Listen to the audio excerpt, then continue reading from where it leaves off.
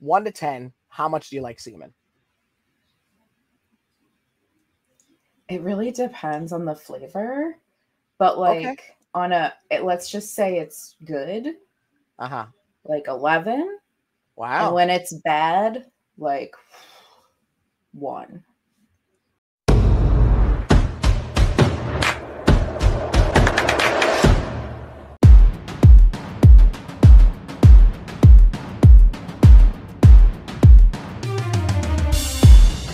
Here we go. Imagine your love for pro wrestling. Imagine you're passionate. It's been the common theme in all these episodes, 6, 7, whatever it is we're in now. And you love it and you want to do it and you want to pursue it, but you love other things. You have other passions and you get to it in an avenue that you really don't expect. And imagine going viral before it was a marketable term in the independents, let alone the WWE. Imagine being a beautiful person in a locker room and that having to be both an attribute and a detriment, depending on where you are. And also imagine having to go up to guys and be like, hey, so I'm going to come in and do this, knowing that he may or may not have seen your OnlyFans, if that phases you or not.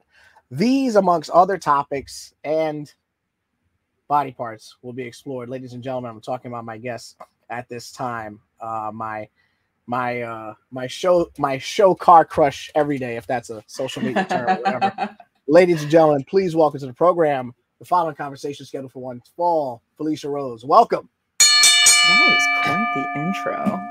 I try to give as much credit as it's not about me. It's about all of you guys. It was great. Yeah, thank you. And please know, because I try to be a proper gentleman despite our handful of experience with one another. Eye contact is nothing without eye contact. I'm going to be looking at the screen every once in a while, but now that we're Eskimo kissing, it's the closest I'm ever going to get. So. You've always been a gentleman. What are you talking about? I think so. You have been. I think so. I haven't seen you in 4 years, and I hate that. Yeah, that's been it doesn't feel like 4 years, but it also feels like 10. It's right, weird. right, because of the blip in the Marvel universe that we went through. Yeah, it was so weird. And we hit it off right away, despite only being together a handful of times. Mm-hmm.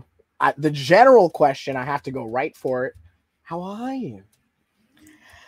I'm alive, which right. is like more than a lot of other people can say. And so therefore I feel grateful and lucky. Or maybe ungrateful and unlucky. I don't know. There's something about the pandemic, no matter how old you are, as long as you can process it, you're alive. You're just something that you're grateful for some reason. Yeah, and I think a lot of us not saying that you shouldn't be, but you get what I'm right. But it is true. I mean, a lot of people lost a lot of people, and I think a lot of us are just sort of existing right now, because of so much going on, and also so much sort of like got stunted and remains as such. So I think that existing is it's kind of gnarly and it's kind of bad and good at the same time, but it's sort of where a lot of us are. We're not really necessarily excelling, but we're also like just kind of okay. And it's better than being awful, so I'll take it, honestly. It's funny because I think when that holiday season happened after the pandemic and then 2021, first, it wasn't like we were normal a year later, that winter. It's now I think we're a little closer to normal, certainly, than we were at the end of 2020. I'm going to go real quick right for the Howard Stern question. So real quick, I'm even going to expose myself at the hands of the Howard Stern question. So 2020 comes. There was a time when we were all locked down. We were living on bread and water. We didn't know we were going to see each other again. I wasn't getting any. How much money did you make during the fucking pandemic? I don't want a number, but was it lucrative for you? I've never made that much, to be honest with you. No way. That is, yes, way. It's definitely something that a lot of people... Is it pocket money? Is that the term to go with? Is it? No. It's been my full-time job for 8 years, but it's never ever been something where I was like, I can save. Okay. Like, that's just... I'm making way less than I used to make in a corporate position, but Right.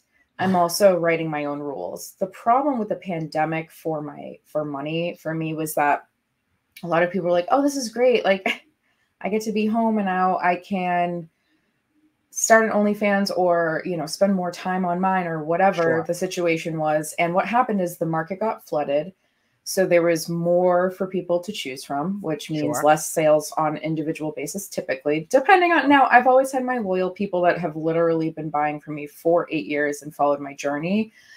But the truth of it is that the pandemic didn't help me at all because I have 3, or at the time I had 3 other roommates. And so now they were all home and I'm not filming content with my roommates on the other side of the wall.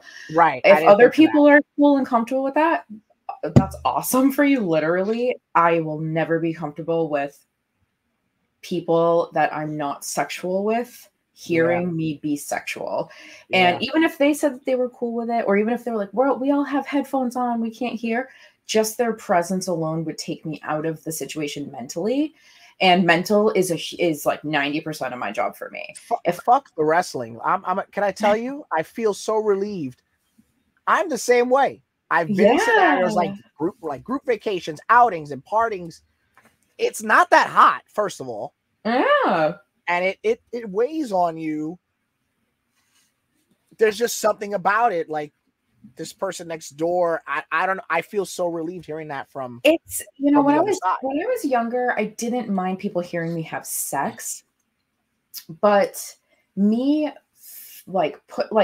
when my job is mostly role play stuff, so I'm using names, I'm acting out a scene.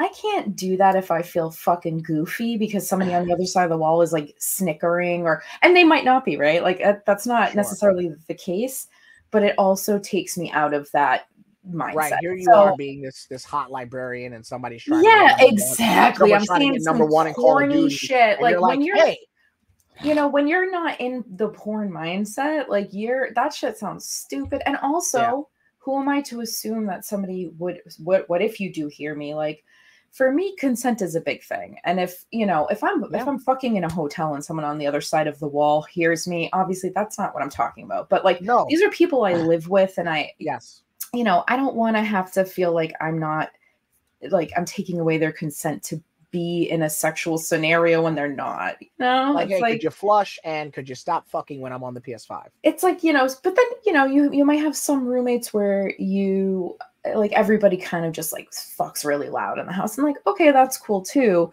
I've had that situation, but like, it's an energy match. I still probably wouldn't be comfortable with those people hearing me film, okay, take out your big dick. Now start stroking it. Like, ew, I don't want anybody hearing me outside of wanting to hear. Like, I want you to want to hear that. I don't want you to stumble upon it and be like, the guys that are listening or watching this are probably like, oh, there's nothing wrong with that. That's fine. That's hot, because they're used to the guy next on the other side of the wall being the pizza guy. Do you know what I'm saying?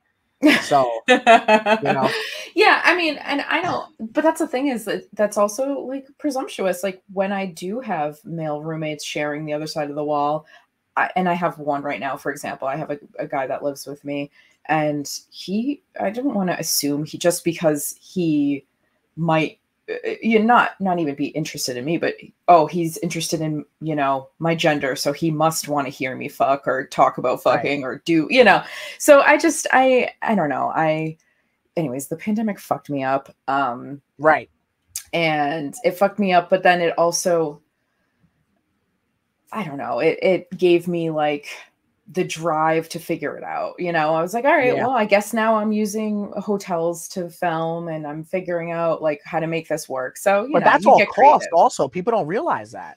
Well, what I would do is I would like exchange with a customer, like, they'll give me their hotel points, for example, in exchange for like a ton of content filmed while I'm there. Like somebody just did that. Yeah, somebody just did that for me because one of my roommates right now is working from home just temporarily, and I'm not gonna fucking kick her out. Like, you gotta work from home. Like, I am obviously not gonna film there. So he paid for my hotel and I gave him, basically a full fucking library of content, Yeah, that's like having in theory, you got swapped for a workspace. Yeah, exactly. And then like is it a WeWork? You know what I'm WeWork, yeah, it's a Peer space. That's what I'm looking for. There you go. But yeah, so like we did like I did live shows for him and like made him a bunch of content, and it's just an exchange of like, I can't front the hotel cost and you're buying content, you're just buying it in bulk essentially. But that's a fair trade too, because the idea is, and I'm gonna just put this out there because some women do this. I'm not saying this is for example. So let's say you're someone who did meetups or whatever, and they use their flight points or something like this. Exactly. Where it's like, hey, it's beneficial to everyone because you're filming predominantly for them.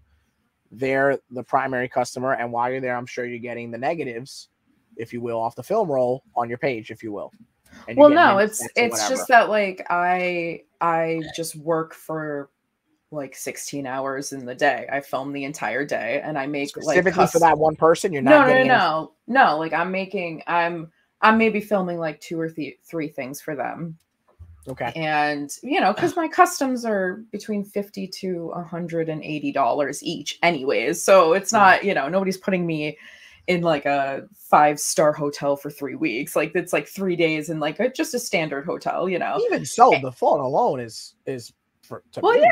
I make it way worth their while essentially, because again, like it helps me. I can do my job. I get all of my other work out of the way. Like I just was in that hotel for I think 3 nights and 4 days, and I ended up doing I wrote it all down. It was crazy. It was like 16 live shows, like 7 streams, I think 1,500 photos, like just like a ton of fucking content all packed into 3 days.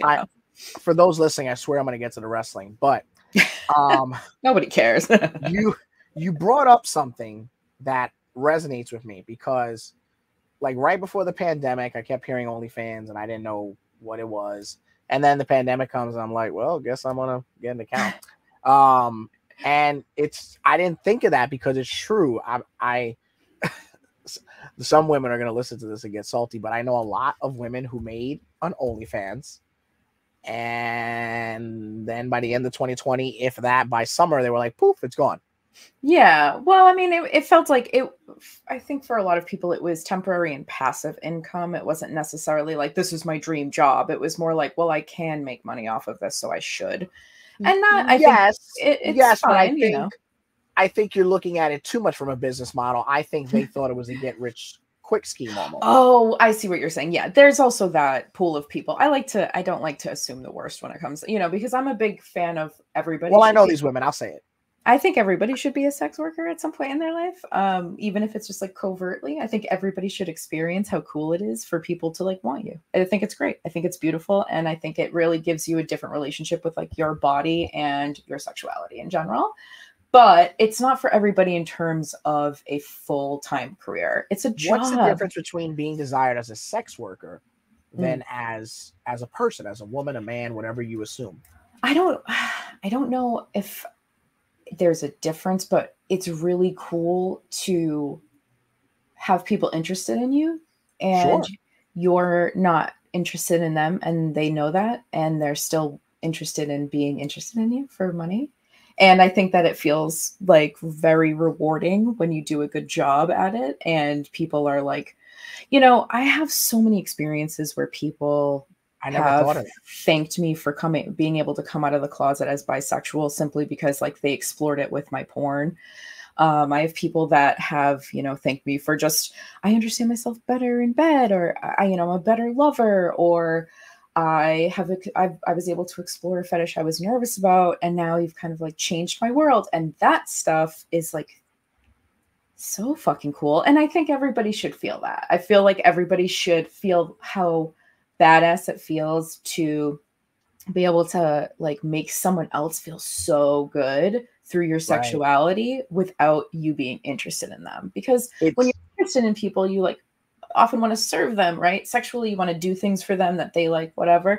But this is different. This is for them by their request, and they want it, and they don't care that you don't want them. And it's a different feeling. It's interesting. It's different because the way you mapped it out, I would have never thought of it to that depth.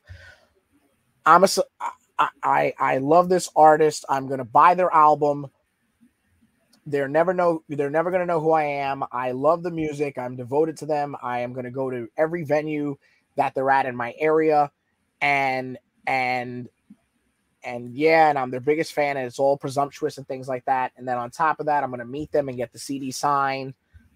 But yet, in your world, it's the, well, I know she's not interested. Nothing's ever going to happen, but and it goes back to that word consent and I would have never thought that is the most eye-opening thing I've heard since launching this podcast. This is why I wanted to get you on here. And I don't want to say it's always parasocial, because I will say that I am a sex worker that you can access, meaning I also work wrestling shows, right? Or I also am a fan of wrestling and don't mind sometimes stating I'm going to be at a certain show, which means if you are, yeah, that's what I was getting at. Exactly. So or I've worked conventions. I mean, I don't do a lot of this stuff anymore, but the stuff that I have done, it gives people access to me, and outside of just like a porn convention, right? So I'm a person that you can meet and like become friends with, essentially. And so I feel like I'm more accessible, and I feel like because of that, I have a lot of customers that end up turning into just friends, and they remain customers, and they understand that that's where the line lives as far as that part of me. Yeah. But then they also have no problem separating the two and being like actual friends to me. And it's so interesting because, you know, a lot of people will talk about their job in porn and say things like, yeah, these simps will do anything. And like, if you're a dom or if that's your thing, talk about your fans however the fuck you want, right? Like that's your business. But for me, I never want it to make it sound like I don't respect these people as human beings. I just mean that like they know we're not going to date, and they're still showing up to see my body and celebrate it, I guess. I've never done this, but I have friends that do like Exotica and different porn cons, or they'll do when a certain person's in town, the dances and the appearances. And it's true, porn stars are a little bit more cold that way, and they do in fact look at fans and most people that way also. I can attest to how incredibly nice and approachable you are. And it is your job. And also, like, do you have bots when people DM you? Like, it's all you, right? Like, you're answering however many people. No, I hate that that's a thing. I'm not gonna lie. I understand that, you know, sex workers are busy people, and it's a full-time fucking job. I don't care what level you're at. If you do it full-time, it's a full-time job, and it's beyond full-time. I work way more than 40 hours a week. I can't, you know, when I take like 6 hours off, there's a problem. But anyways, so everybody expects you to be, you know, right, exactly. And accessible. So there are people that have complained to me, like, I'm clearly not speaking to the person I'm paying to speak to. And I'm like, yeah, that's probably a thing. And I'm not going to talk shit about those people that have people working for them. But when you message me, you are speaking to me. You'll know, because I myself, like, people will be like, how are you? I'm like, not great. You know, like, I'm not even unless I'm literally in a sexting session, I'm not putting on a show. Like, I am me 100%. You are speaking to me, and you know that you're speaking to me. There's like no way around that, you know. Just the way that I tweet is exactly how I message you, and exactly, you know. And I hate that that's a thing, and I hate that I've probably lost business because of it, because I saw a lot of people complaining that they feel scammed, that they're paying to have an experience with somebody that they're not actually having an experience with, and therefore they lost hope in the whole thing, and they just like went away from, you know, paying for their porn, if you will. And that hurts. I won't, I actually, and I bring that up because I won't say who it was, but during my time on OnlyFans during the pandemic, there was a porn star that I subscribed to because, you know, I thought she was amazing, and I'm sure she is as a person. But then there were certain behavioral things in responses and messages that I was noticing, and I got turned off, and I unsubscribed and all these things. And this is when I discovered Reddit. Like, I know it's been around forever, but I discovered it during the pandemic because it is social media, but it's a platform that I'm unfamiliar with. So there was this whole Reddit thread or subreddit or whatever it was, just shitting on the woman's page. And I can just remember in the guy group chat, like, you got to be pretty crappy at Wait, it was the same one? It was that one? Someone start, and I mean, it was thousands. I'm sure it's more than that now. Just people on Reddit burying this porn star's OnlyFans page. Oh, for just damn. oh, she just made me spend $50 for these 5 photos, and then 2 of them are now on her page. You know, like, oh yeah. See, like, that's another thing is if I make you a custom, unless you request it or unless I ask you, and then like I'll take some money off of the custom I make for you. Unless it's negotiated that you want me to resell it, that shit is yours. I delete it out of my phone the minute it gets sent. Like I'm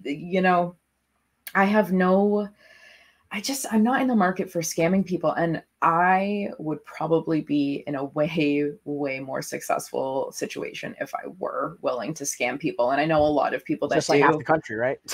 Yeah, exactly. Right. But like, that's the thing is even if somebody's like dissatisfied with their content, I try to make it up to them, like, which has happened maybe twice. Have you really like somebody orders something and they're like, hey, I'm not a fan of these? Really? Honestly, there's been 1 or 2 times where there was like a miscommunication about,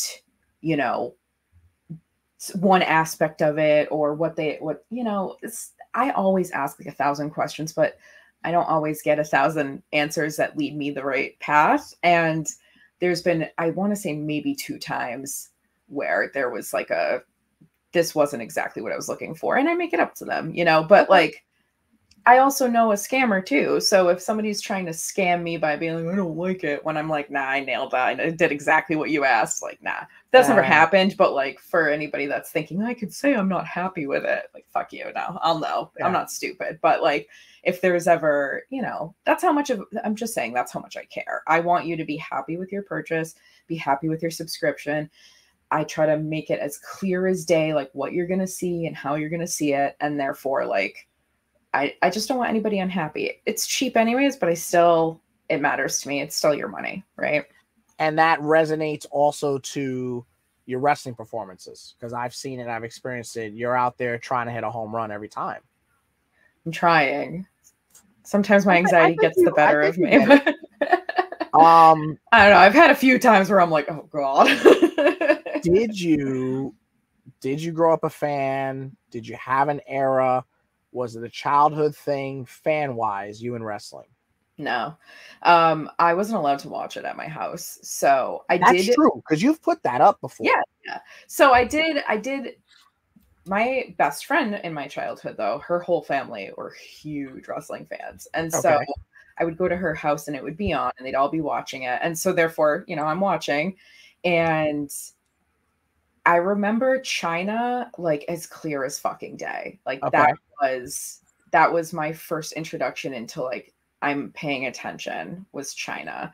And so it became a thing where I wasn't always at their house when it was on, but anytime it was on and they were watching it, I was into it. I was there, I was watching. Is this before or after the jaw surgery?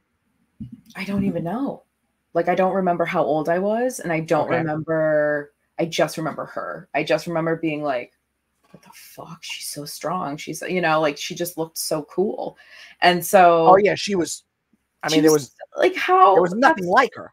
And, I was also like, I was a bisexual kid that didn't know I was bisexual. So she was like, I don't know, just. She's the embodiment of a bisexual icon, even if she wasn't, like she's just like, oh my Lord, perfect. So that's a fair statement. Sure. Yeah. Like it's like a Rhea Ripley. Like everybody's attracted to her, right? Like it's a similar kind of like vibe. And, that was my introduction to wrestling. And so I didn't give too much of a shit about it, like on my own time.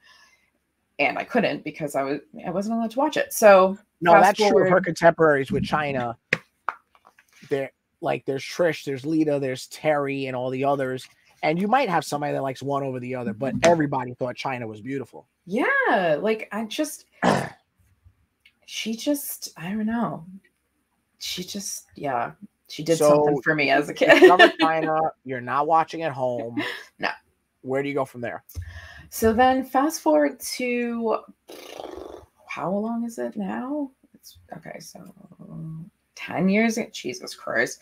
10 years ago or so, I was living briefly with my ex, and she was super obsessed with wrestling. And yeah, it was always on.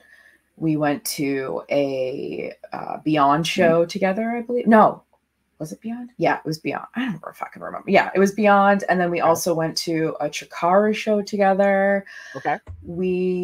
I was just like, I didn't at first I was kind of like, this is just on in the middle of the night. It's annoying, right? But then I finally was awake watching it, and NXT was on, and I was like, what the fuck is this? This is interesting. It was back in like the golden era of NXT. It was like the perfect time for me to actually start watching wrestling, right? And I wasn't really super into the main roster. That didn't do much for me, but she would be watching like New Japan, and I was like, I gotta go to work in an hour, and I'm sitting there like wide awake, at 3 a.m. And yeah, I just started to really fucking like it and really enjoy it. And then we broke up, and I moved to New York. And no, I didn't even move to New York yet. I put down money for a lease for New York. And I got tickets to NXT TakeOver 2015. Okay. And we're there already. Yeah, I got drunk, and I had a poster board in my house. No, it was the back of a poster. So you made the poster board while you're drunk. Oh yeah.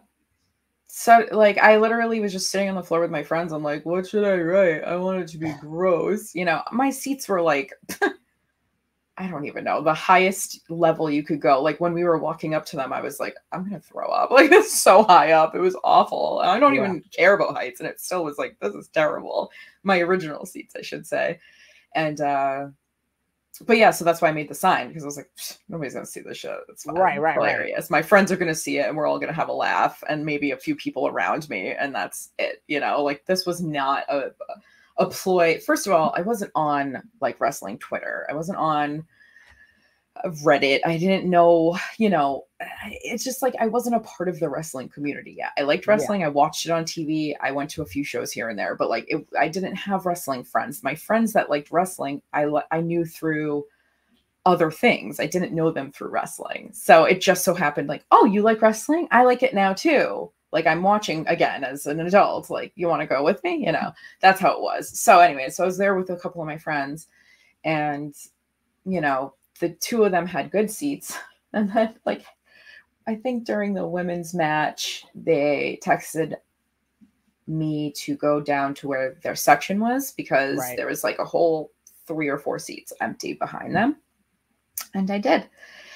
And I held up the sign, and it's been history ever since. So for those of us unaware, the sign said, oh, face fuck me, Finn. Right.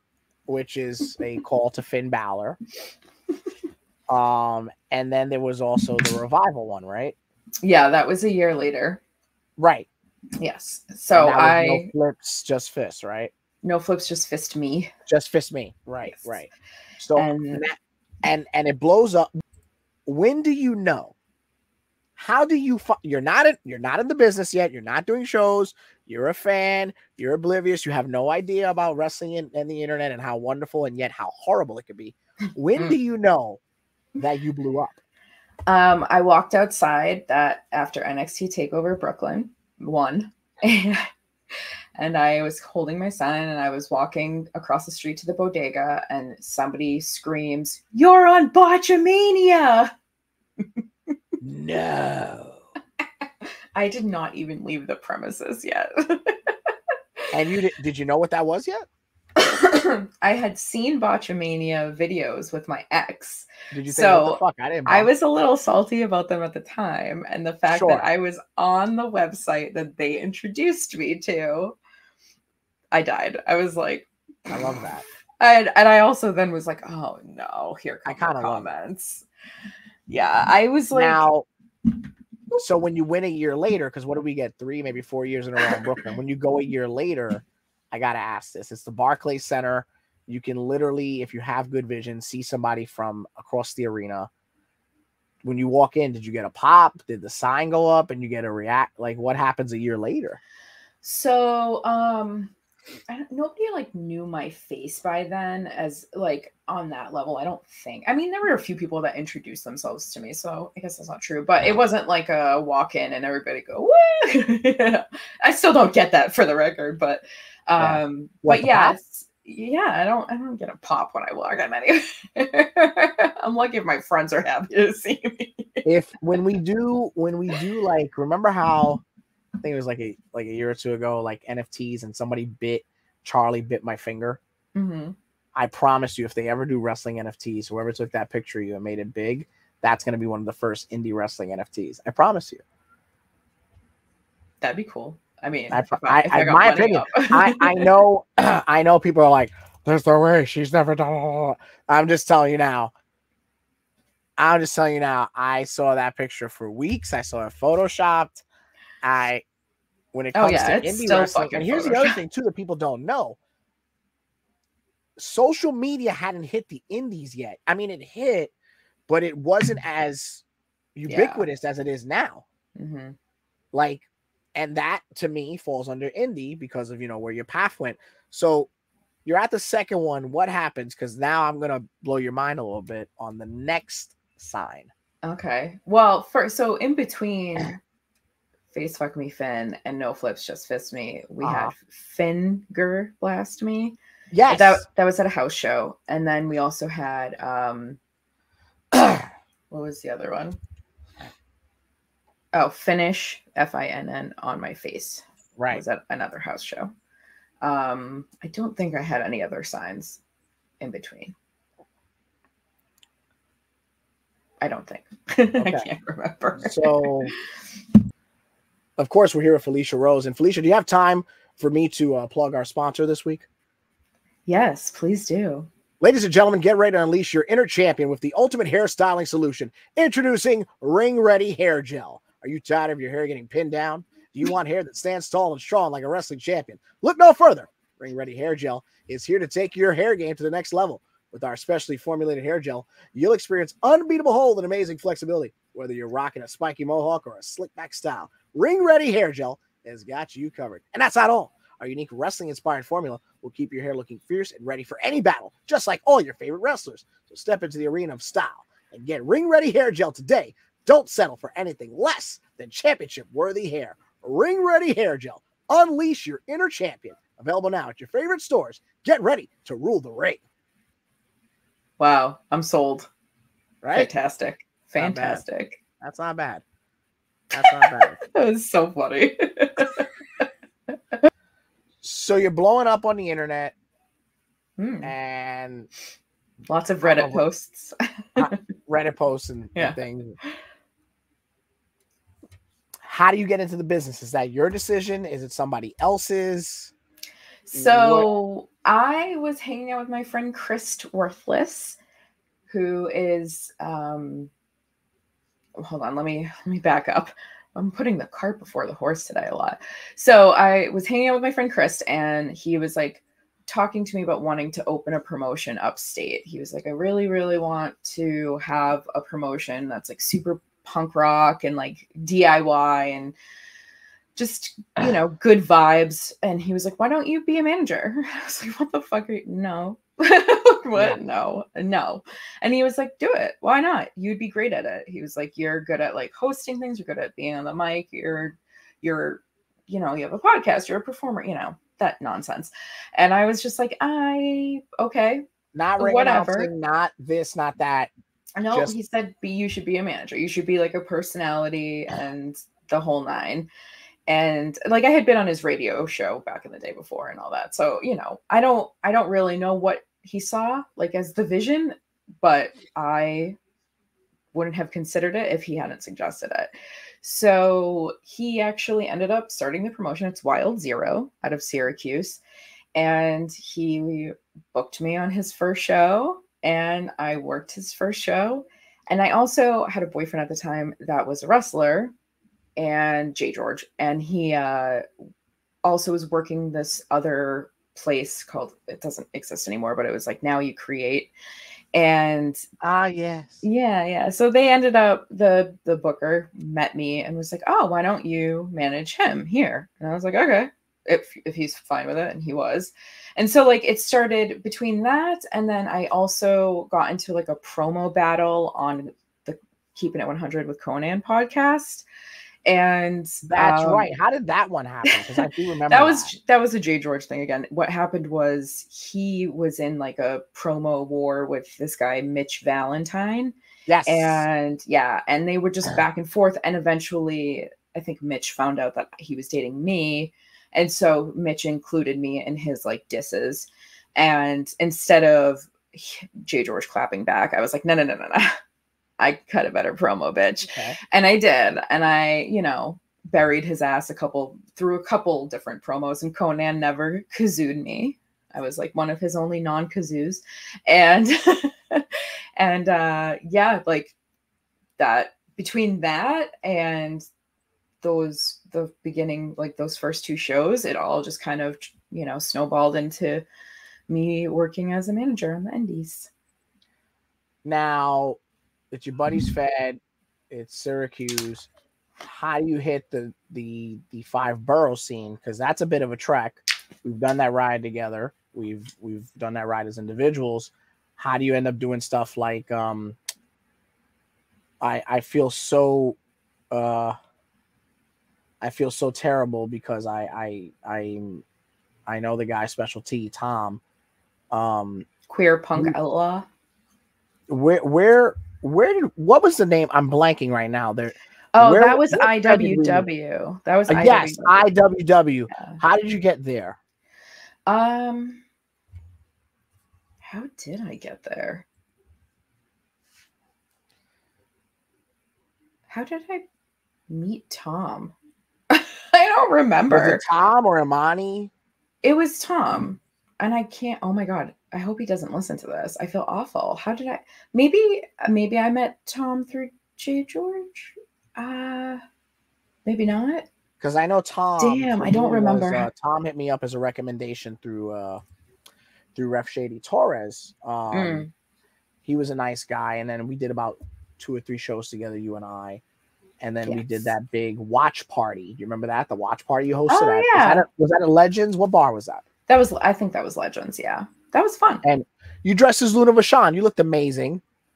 Oh, that was for the Halloween. For the bar thing. No, I wasn't Luna for that.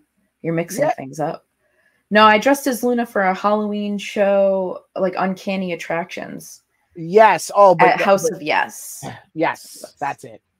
But you hosted the bar thing, and then you end up right before the pandemic. You end up at quite a few places. Yeah, I was really picking up steam. You were hot. I was working like fucking triple shots. It was kind of crazy. The pandemic really fucked you. Yeah, wrestling-wise.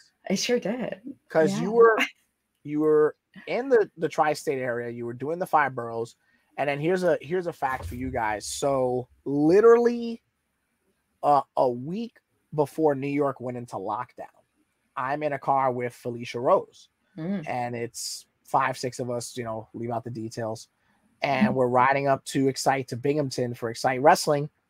And while we're in the car on a Saturday, it was the first Saturday in March. Jesus Christ, it's the anniversary for it's coming up. Oh, wow. We get the news that COVID-19 has hit California. Oh, that's right. We were like together for that. Has hit California, and he doesn't listen to this podcast, so I'll just put it out there. And I don't know the guy's name, so oh well. We were freaking out and making jokes because there's a guy in the locker room that likes to be naked. So we were joking, Stock and I, that we're gonna get COVID from the guy who likes to be naked the whole damn time. And what we didn't know was I went out there, I managed twice. I opened up with a 6-man, then I'm in the main event. Ref gets distracted. I come into the ring. I bullshit with LSG, who I love. Right. We were in a match together. And then at the end, you save me. Right. Smack the shit out of LSG. Yes. He refuses to put his hands on a witch A woman. Stock comes in, spears him, heals up. And then I don't see you again for 4 years. That was a great, that's a perfect summation of what happened. Yeah. And then I never leave my house again. we go to, and I felt bad because we went to Sheets together, and that was your first time, and I was already like, yeah, this is the fucking place to be at. Move, I gotta get my chicken. Like, yeah, because by the way, Sheets all the way, better than 7-Eleven. So good. Sheets is so damn good. That's all I miss from that car ride. Excite was a fun fed, but the car ride, don't miss it. Yeah, those car rides are rough. But I also used to go to Syracuse on the bus, so like, I'll take a car ride any day. It's one of those rides that if you're not driving and you're doing passenger, like obviously you lose cell service a lot. It's one of those drives that it's 3 hours and it feels like 8. Mm-hmm. Like the car part of wrestling is not glamour. Please don't let anyone be misunderstood. Like, have a friend, love a lot of music, or have a podcast, because the driving part of wrestling ain't for everybody. And I used to dread that ride because it would feel like an eternity. Pandemic finishes, wrestling starts opening. Summer was wild, outdoor shows, all these crazy things, anything feds could do to stay relevant. Where are you at with wrestling? Because I feel like I don't see you enough. And I feel like you could be so wonderful at any place that you get used. So there's like levels to this. One thing is that a bunch of the places I was working at closed down. So like they just stopped running. So I was working. Yeah, that happens. I was working Atomic Championship Wrestling out of Pennsylvania. They stopped running. I was working On Point. There was, I think, one more show, and then they're not running shows right now. I don't know if they're over, but it's it's on hiatus, if you will. Yeah. And then there was a couple of wrestlers I just stopped working with. They didn't need a manager anymore. So there was just sorry about that. There was No, you're fine. There was a lot of that, right? Like there was a lot of less just all the stuff that I was once doing is no more or doesn't want me anymore, which is fine and fair. As far as some other stuff, the speaking out moment that happened in 2020, I've heard through which was very, very big and important. And I think, and independence, however, I don't think no, I'm not disagreeing with that. I'm saying that I think there's people in the independents that thought they were safe. Oh yeah, of course. And I think they thought that, well, I'm not Harvey Weinstein and nothing's going to change here, Yeah. But yeah, no, you're right. It was very important. So, I spoke out about something and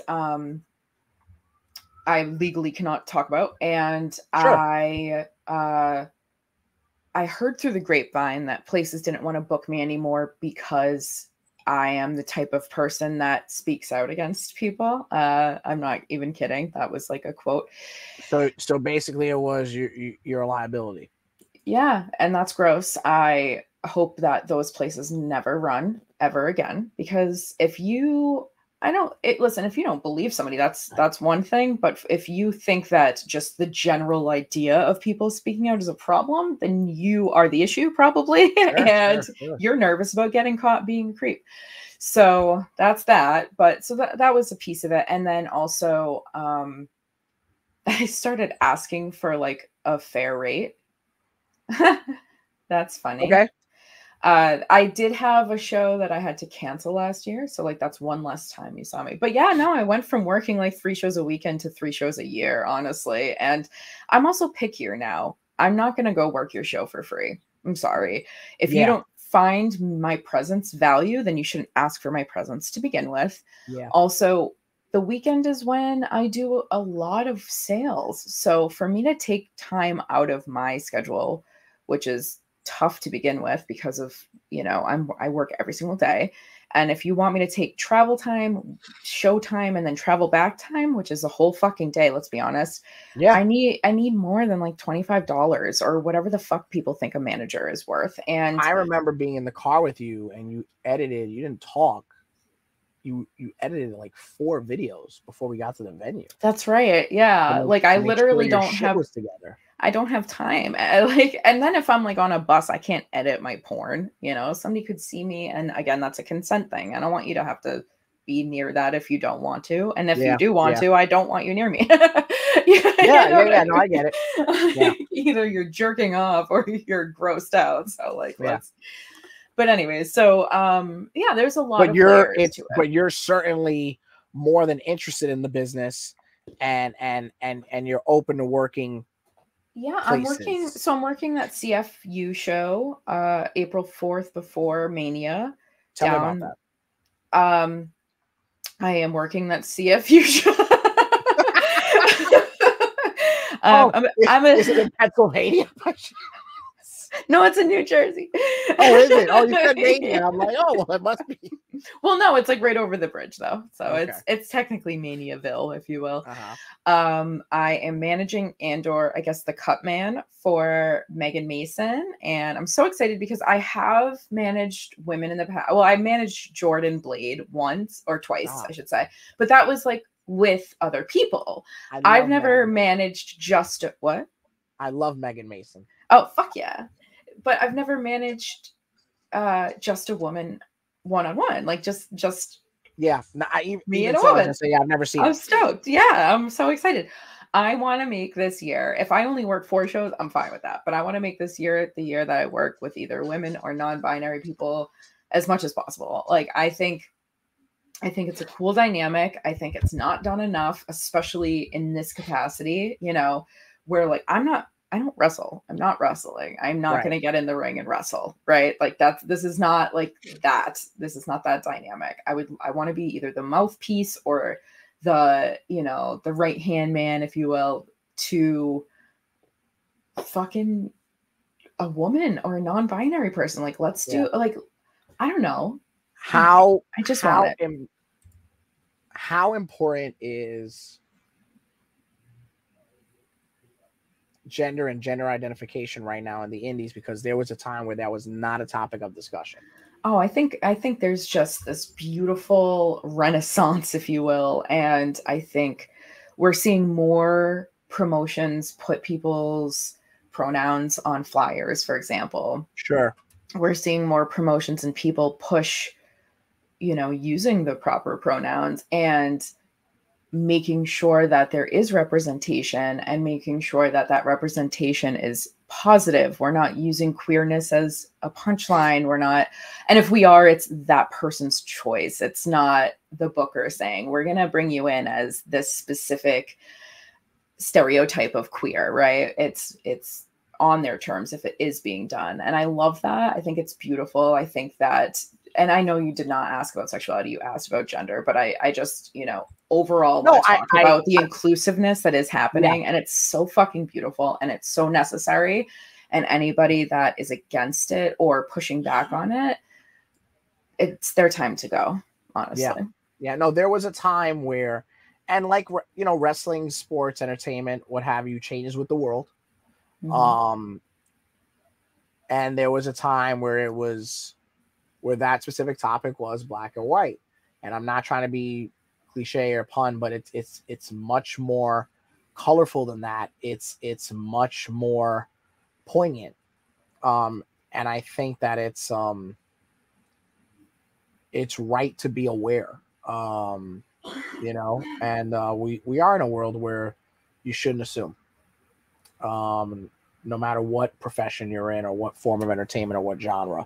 So, and I've always, I'm not saying that I'm the most educated about it or astute or by any means, but I have truly loved your passion and desire to educate in and out of professional wrestling towards that.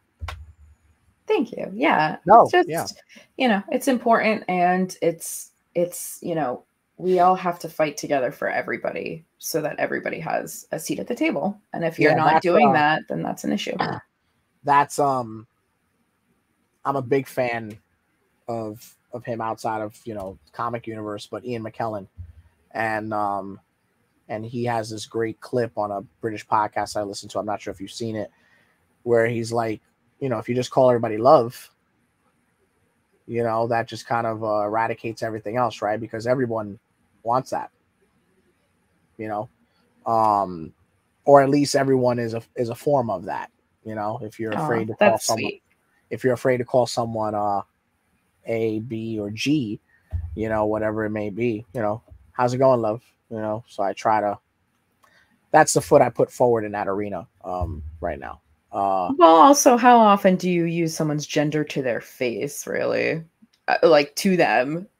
Unless you're in a group of people. Like, how often are you like, hello, he? You don't do that. No, but so if you're in a group, unfortunately, it's best because to I'm in the ask service anyway. industry, I do. Good morning, sir. Good morning, miss. Good morning, ma'am. Oh, I see what you're saying. And this is a me thing. This is not even a wrestling thing. Understood. Because in wrestling, not that you can't do this in real life, even though I'm channeling it. In wrestling, you go, hey, Felicia, everything's done, assumed, Felicia. Mm-hmm. In certain service industries, it's hard to say, hey, Bob. Yeah, exactly. You know, I understand. I just for whatever make reason, it. Bob might not want to hear Bob. I say y'all for everything. That way. Yeah, that's also like my safety net. Like, worst case, I'm just gonna go with your name. You know, because I might out of reflex say something and be like, oh no, it's and okay, cool. You know, but fuck Understood. Bob. No. Yeah, I think we need to. I think it's just good etiquette to stray away from sir and ma'am and all of that shit, because it's unnecessary. You can say good morning without saying sir, you know. Yes. Absolutely. And you can also say good morning, how shall I refer to you? Ma'am could be offensive, you know. Some people see ma'am as you're aging the person, for example. Yes, there's all sorts of reasons you could not like those words. Miss is a big one that people don't like of a certain age.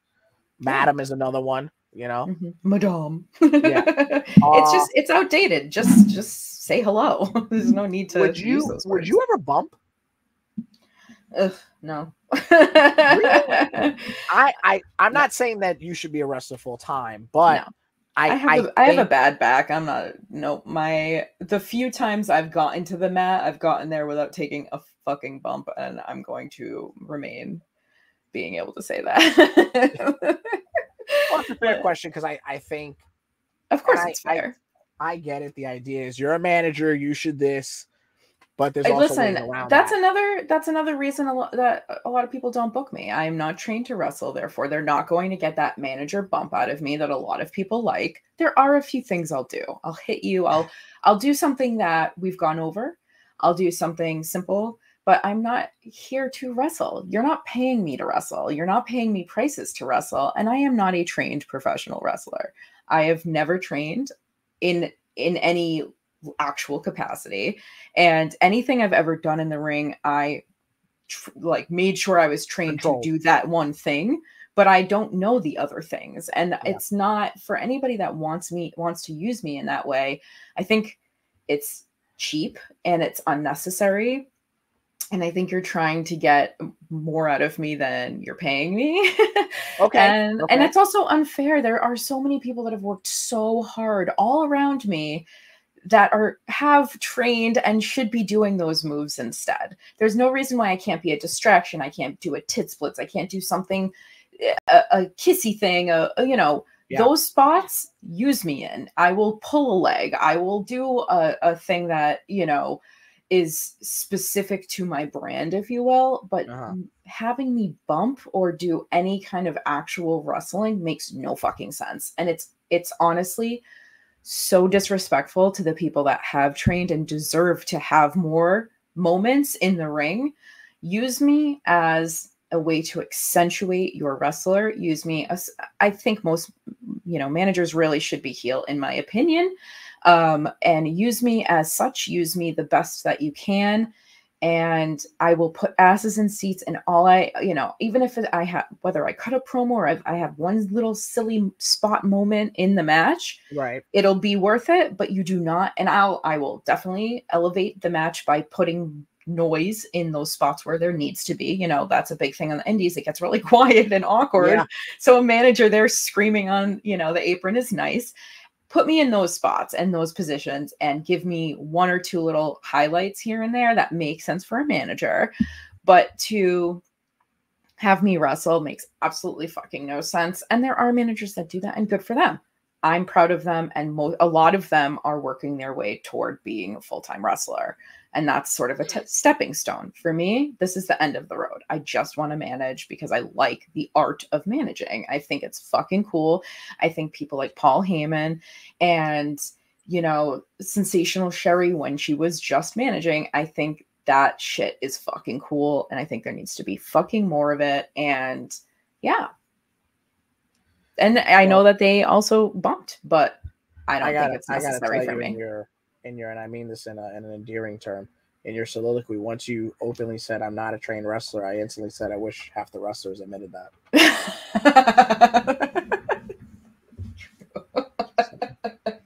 Just saying, I was like, whoop, sold. As soon as I know I have to do something physical, first I assess if I'm comfortable with it, and then I assess if I have enough time to go over that spot. And if I don't, I'm not fucking doing it, you know? Right. Like this spot with LSG, it was gone over. We didn't have to go over it 100 times. It wasn't some super intricate thing, but even as something as simple as that, well, I will go over because I went over it 100 times. It was planned for 2 weeks, and I probably did like 2 phone calls a day about that shit. So yeah, but you did more than I did. I hit him. Like I hit his back and then I hit his face. Like it wasn't some crazy moment. I've never told this story before. I have the video. Earlier in the night, at the beginning of the show, I did a 6-man tag, and it was just one of those freak accidents. I exited the ring wrong. Don't know what happened. I put both of my legs perpendicular on the way out through the middle rope, and both my shins hit the side of the ring. Oh, and ladies and gentlemen, it is in fact the hardest part of the ring. Okay, so I am writhing in pain, and I got to take a bump, and I'm no selling it, and then, I do the spot with LSG where I fall flat on my ass, and for some reason my shins just awaken with pain venom. And you guys don't know, obviously we're all in the moment, but on the inside I'm like, why am I here? Exactly. Yeah, I watch the video every so often, like, oh, that's where I fucked my legs. Are there any feds you're eyeballing working, or are there some that you're like? I'm not gonna lie, I don't ask. But is there one that you're like, I would go there? I always say anything up in New England because my family lives there, and not only would I put fucking asses in seats, like I'm talking fucking serious assage in serious seats, only because none of those people have ever seen me. My friends and I grew up there, you know, that's where my home base is. I can walk in and any of those places and people will know me. And I'm not talking about even having my friends there, right? So I think, and that's not a reason to book somebody, but it would be fucking cool to be able to do this at least just once in front of my family. And I always say that, like, I'm not going to retire till then. Right. And you're going to be booked on a regular basis. Yeah, it's a reason to book someone. Well, yeah, that's the thing is I don't mind traveling up there. I don't know. I just think that it makes sense to, if I can put asses in seats in a place like Pennsylvania, I could put asses in seats in a place where I actually fucking know people, you know? Sure. And also I just really want to work up there. So like, I don't necessarily have my eye on anything, but if any Massachusetts company wanted to book me, I would be there in a fucking second, honestly, as long as they don't book shit people. Not including physical roles. Is there anything you've ever said no to on the indies? Yes. Yeah. Okay. It's up to you to share. You could say wait. Yes, you know, I've said no. You just no. I don't. I stay in my fucking lane. I don't get into. I try my best to. Now, before anybody's like, that's fucking true. He's got. Do I hear shit? Yeah, I do. It's wrestling. The wrestlers are worse than women. A locker room is worse than any salon.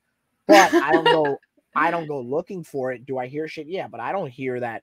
Oh, did you hear Felicia Rose didn't want to get fucking body slammed through 19 tables and microwave? And I'm like, in a microwave, yeah, exactly. And the microwave is probably where you drew the line. Excuse me, sorry. I have a frog in my throat. I have said no to places that were booking shitty people. That's okay. It. So there was a time when I did not have the flyer yet to a show, and I said yes to a show, and I ended up seeing the flyer and pulling off. There's times where I've been asked to work shows, and I not have shitty people in the sense of you have beef with them if they wronged you. Just shitty people.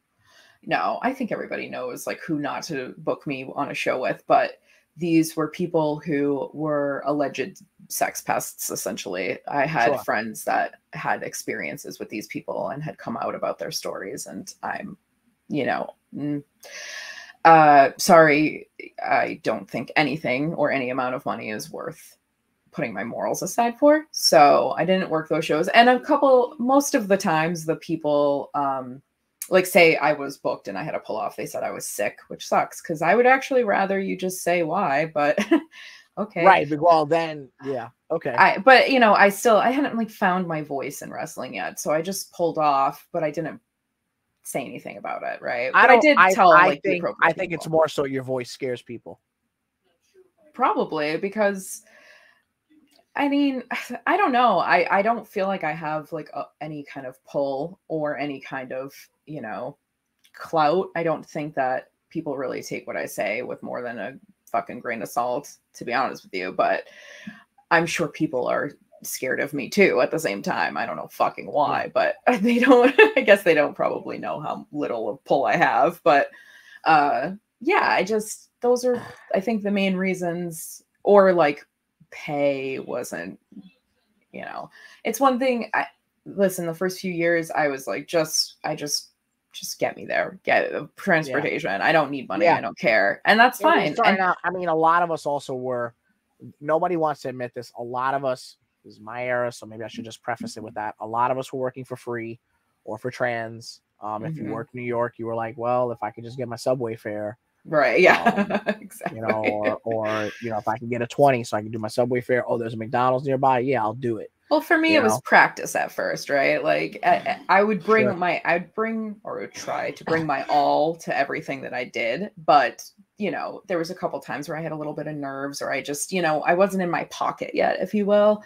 I feel like now I can, for the most part, I can work a show and feel confident and comfortable as long as I know what the deal is, but at the beginning I was just like, I'm so nervous that I don't think I'll be good enough. So I don't need any money. And that's stupid. I don't ever work for free ever, but it is like you said, like a lot of us were either working for free or transportation or exposure or, whatever. Yeah. And it's kind of silly. Or like a favor. I did that. Oh, yeah, I'll do you a favor. I also, now that you say that, only because I see people abusing this, and I'm gonna be very selfish right now. Know what hold on. Know, well, there's no way of doing this. Know what exposure is. Right. Before you work for exposure. Right. Especially in the independents.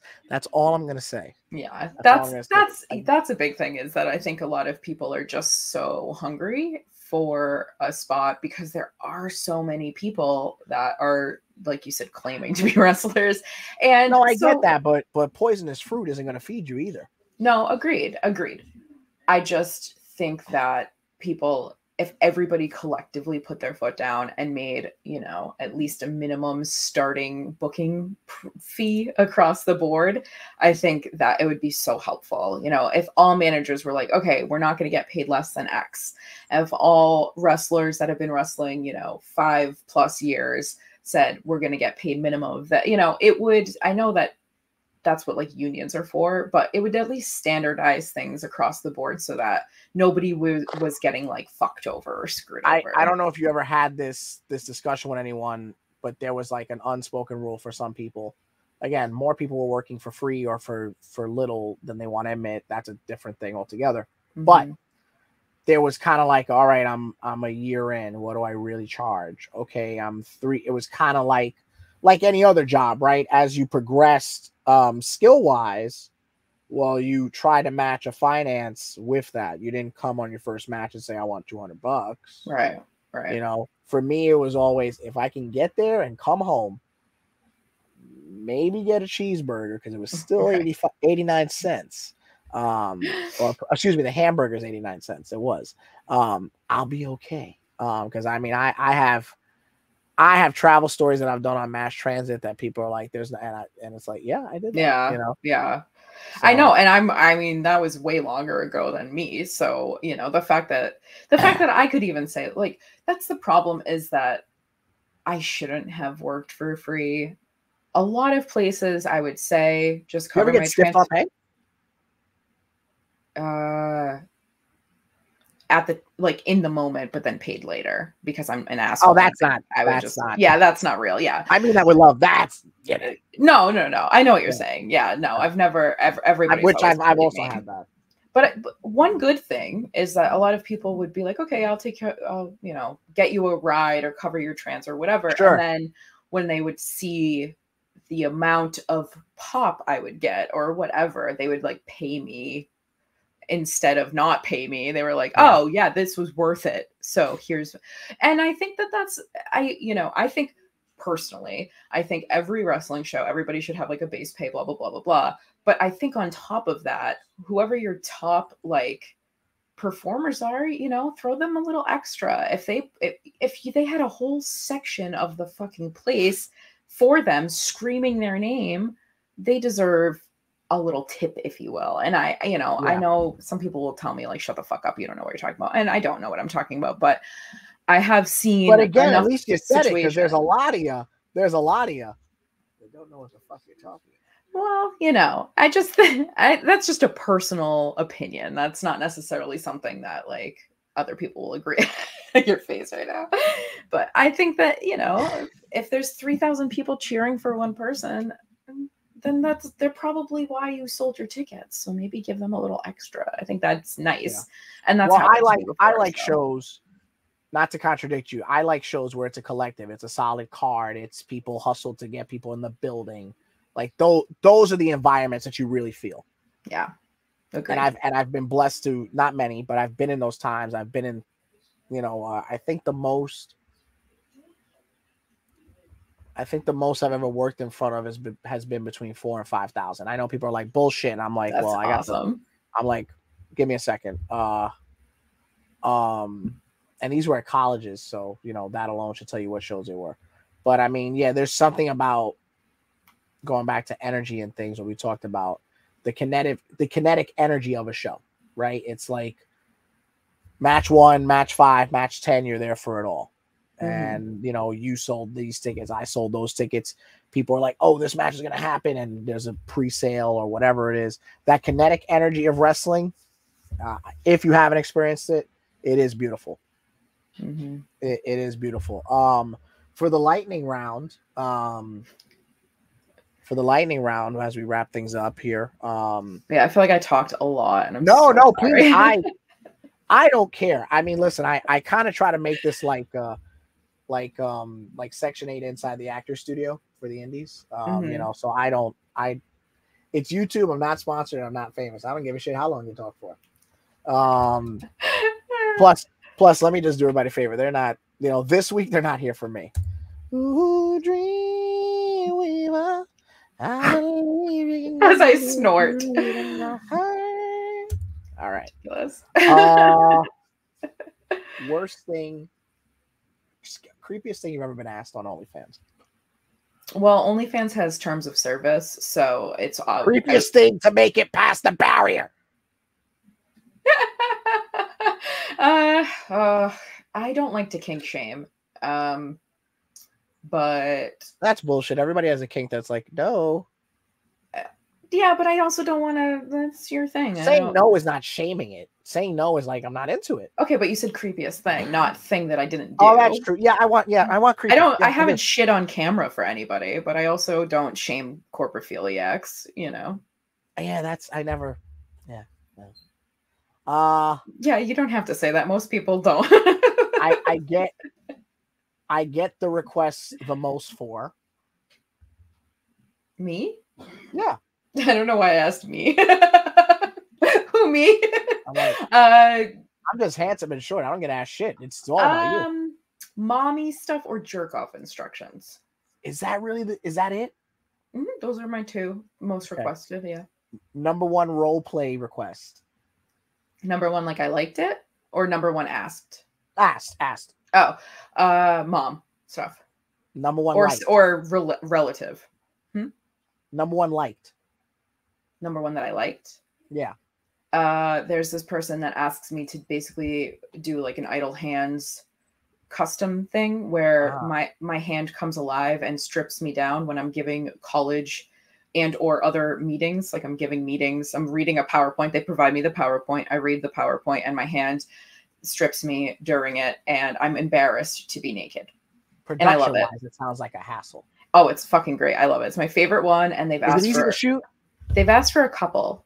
For that one, yeah. I mean, I'm pretty savvy now. It's been 8 fucking years, so I like figure out how to edit things to make them work the way that they need to. And you know, I'm filming on my phone, and I have my laptop, and I'm doing it's a thing. Yeah, that's my favorite though. I think it's so fun. I don't know why. For research purposes, I think I'm going to ask a friend of mine that doesn't have the same name as me to make an account and buy that video. No, you can't buy it. It's a custom. Oh, well. Only one person owns it, and I've deleted it. My friend who doesn't have the same name as me to make that same request.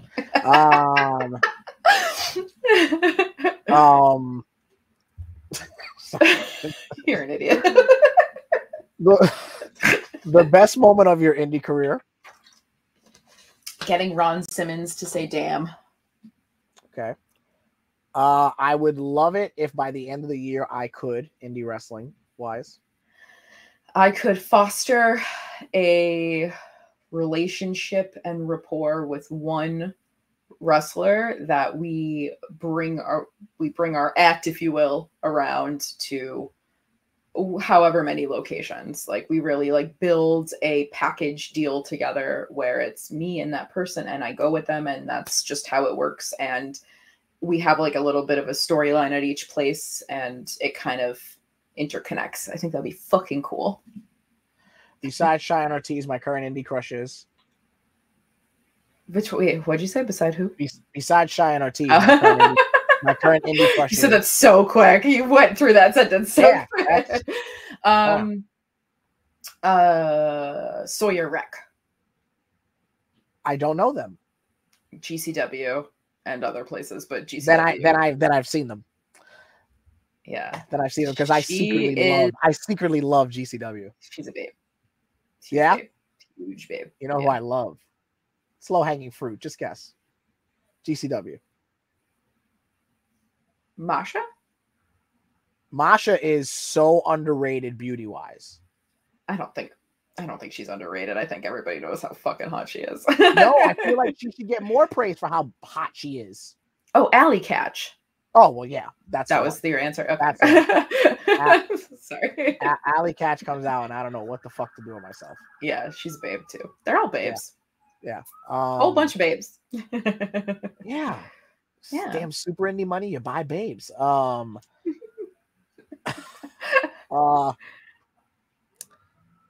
You know, I gotta say this has been more than what I wanted. Oh, wonderful. I love to give more than what people want. Well, is that all for your lightning round? Yeah. I expected at least like 20. Damn. Okay. No, because I just whatever comes up. Whatever happens. It's okay. That's fine. I'm not judging the size of your lightning round. It's fine. I got to pay extra to be rated on that. Hold on. I know the rules. Hold on there. Does size matter? No. Well, it does if it's too big. Gross. Yeah. Too much. Not gross. Okay, not gross. Sorry, that's rude. I didn't mean that. I meant like. No, I mean it's true. There's what the fuck are you gonna do with all of it? It's like, there's some power tools out there that even I'm like, what the fuck she's gonna do with that? Yeah, there's only so many inches in there. Like, what are you doing? What are we doing here? But even still, like that's no shame to the people that have too much, obviously. Okay. Oh, here's one. one of your answers threw me off. So that's most overrated kink, most underrated kink. Overrated is face sitting because my butt's small. And Okay. underrated is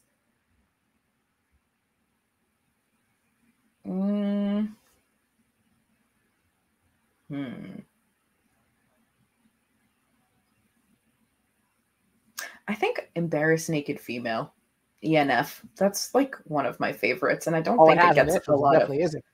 It has initials. It definitely is a kink.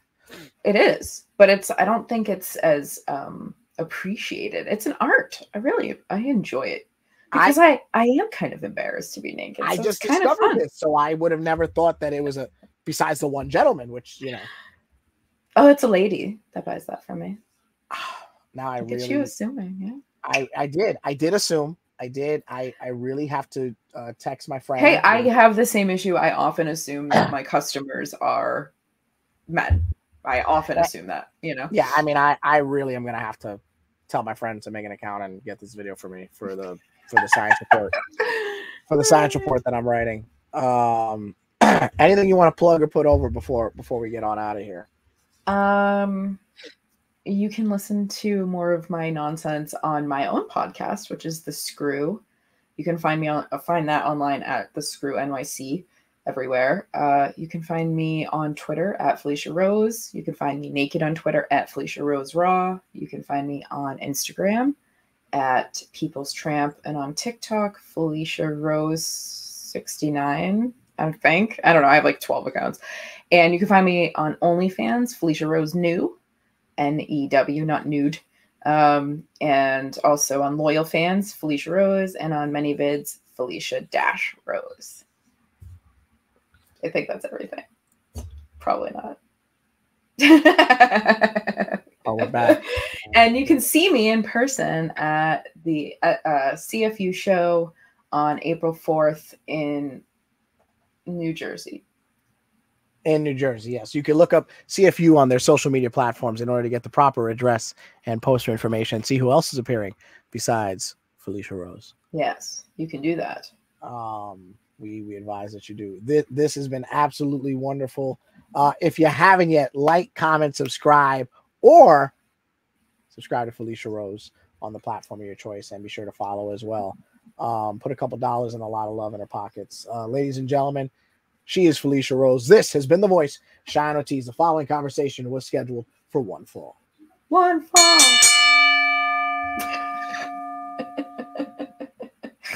That was